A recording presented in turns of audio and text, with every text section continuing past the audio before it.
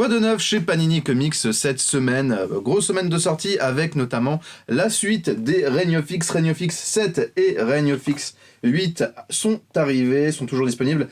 Cette relance orchestrée par Jonathan Hickman qui avait commencé avec House of X Power of 10, qui avait suivi avec Dawn of X, on a eu le droit à l'event X of Swords, et bah ça continue encore avec Reign of X jusqu'au numéro 11 il me semble, et l'arrivée aussi d'un nouvel event, le Hellfire Gala, où vous retrouverez toutes vos séries X-Men préférées, X-Men, X-Force, Children of Atom, New Mutant, Cable, qu'est-ce qu'on a d'autre? On a du X-Men, si effectivement, du Aliens et du Excalibur. C'est toujours disponible dans un format souple, comme vous venez de le voir, et en édition collector limitée, tirage à 999 exemplaires, qui sont du coup en cartonné. C'est disponible.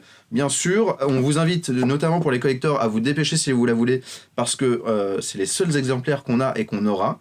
Donc voilà, c'est vraiment très limité. Du côté des albums softcover, kiosque, anciennement kiosque, on a aussi le Star Wars La Haute République 5. Alors ce format qui compile tout simplement 2 issues américains, 2 numéros, donc un format de 40 pages pour moins de 10 € est disponible. Alors en sachant que c'est le dernier numéro de ce format-là, effectivement, La Haute République, ça s'arrête là-dessus, ça continue en 100% Star Wars, que vous pouvez toujours avoir. Du coup, si vous voudrez les prochains épisodes, il va falloir vous tourner vers la collection 100%. Panini a décidé d'arrêter celle-ci. Donc là, vous avez quand même les épisodes 9 à 10 qui forment la fin du second arc de La Haute République. C'est toujours écrit par notre bon cher Cavan Scott qui fait des merveilles dans l'univers de La Haute République. Et on a Ario Anindito au dessin et Georges Gentil. Je ne sais pas si je le prononce bien, mais bon. Donc voilà, c'est toujours sympa La Haute République, on vous conseille de découvrir. Si jamais vous n'avez pas encore commencé, foncez sur les 100%, et c'est vraiment très bonnes histoires. Du côté de Marvel, on a le tome 6, toujours attendu, de Amazing Spider-Man par Ryan Otley et Nick Spencer. Alors sauf que ici c'est Ryan Otley, Nick Spencer et... j'ai un petit... Non, c'est juste Ryan Otley et Nick Spencer, c'est juste que ça reprend des intrigues qui avaient été mises en place par Dan Slott avec le retour de Norman Osborn. Ça se passe pendant l'arc Absolute Carnage de Donny Cates, et on va voir Peter Parker affronter Norman Osborn. Je vais y arriver. Et tout ce qui se passe du coup pendant ce gros event, c'est toujours très sympathique. C'est la série Amazing Spider-Man que beaucoup de gens aiment visiblement, parce que ça marche assez bien. Du côté des Deluxe, on a le 3e et je crois dernier tome de Uncanny Avengers, avec la série de Rick Remender et Gary Degan. Vous connaissez peut-être les Uncanny Avengers, ça se passe après Avengers vs X-Men, après le gros affrontement des deux équipes.